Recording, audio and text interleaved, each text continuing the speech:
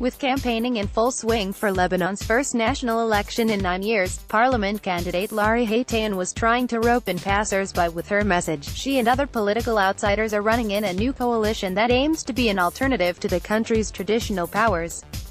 Some were clearly reluctant to engage, but that didn't stop the irrepressible Haytayan. "Hello, are you registered to vote in Beirut?" she asked as she canvassed the capital's Ashrafieh neighborhood one recent afternoon. Some acknowledged they were not. "That's no problem," said Haytayan, as she handed out brochures about the coalition. "Kulna Watani, we are all patriots," in Arabic. Explaining that it was a break with the politicians who have run Lebanon for decades since the 1975 to 1990 civil war, she urged them to vote for it in their own districts. Watani is hoping to ride a wave of discontent over the country's failing public services, its daily water and power cuts, and its pervasive corruption to create an independent bloc in parliament. But short on money and campaigning to an electorate doubtful that change is even possible, it is unlikely to win more than a handful of seats in Sunday's parliamentary election. "We are going to the streets and meeting lots of people who say to us, we can't change anything in Lebanon," the 42-year-old Haytayan said. "Their experience is right because every time they vote for the same individuals and same people and same political class, because there was no alternative. But today, we created an alternative." Pierre Schwery, 27, said he agreed it was time for a change but wouldn't promise his vote. He said he thought the Lebanese forces, a former Christian militia during the Civil War, was needed to protect Lebanon's Christian population. "We hope one day we can have someone like you with us," he told Haytayan. Philippe Owen, who greeted Haytayan with a smile at his hair salon, said he was voting for the party of incumbent President Michel Aoun. He said he was confident Aoun, who has been in office for 18 months, would steer the country out of its many crises. The two are not related. Fielding 66 candidates in 9 of Lebanon's 15 election districts, Watani is the largest coalition of political outsiders and independents to run for office since the Civil War. Many are civic activists who rose to prominence as organizers of protests over a 2015 trash collection crisis that left garbage in the streets for months and laid bare the extent of the public sector mismanagement plaguing Lebanon. Many were active well before that, struggling to chip away at the complex political patronage networks that have kept the country's Civil War-era warlords and their sons in power since 1990.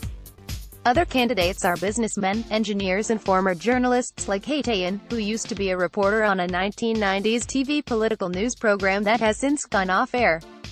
Today she is a manager at the Natural Resource Governance Institute, an international non-profit.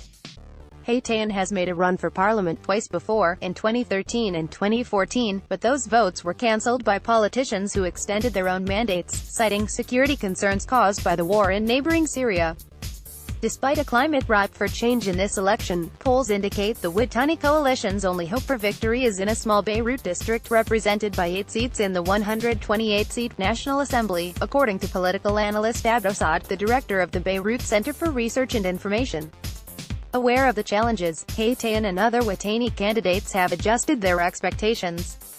There will be pressure on the incumbents for them to change their ways, even if few political outsiders get in, Haytayan said. Sunday's election is the first since the reorganization of Lebanon's electoral map, which consolidated 23 districts into 15 and awarded seats by the share of the vote received, instead of on the principle of winner takes all. Politicians sold it as a more flexible map. But the biggest winner appears to be Hezbollah and its allies, who look set to scoop up some of the seats lost by Prime Minister Saad Hariri's coalition.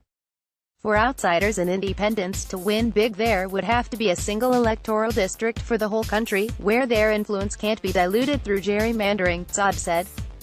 Facing political dynasties that have raised fortunes through political deal-making, the Watani coalition and another list of political outsiders, Saad al-Nas, or the voice of the people, are finding themselves hopelessly outspent in the contest for airtime and votes. The main news channels, which once showered the 2015 garbage pickup demonstrations with favorable coverage, are now charging candidates tens of thousands of dollars for interviews. Just registering a candidacy costs $5,300 in fees. And many voters are expecting to be compensated for their vote by establishment candidates promising $200 and sometimes many times more, Saad said. "In Lebanon, we have nothing called fair and equal. Our elections are for the rich," said Namat Badreddine, 37, a candidate for Saad al-Nas and a former leader of the 2015 demonstrations over the trash crisis.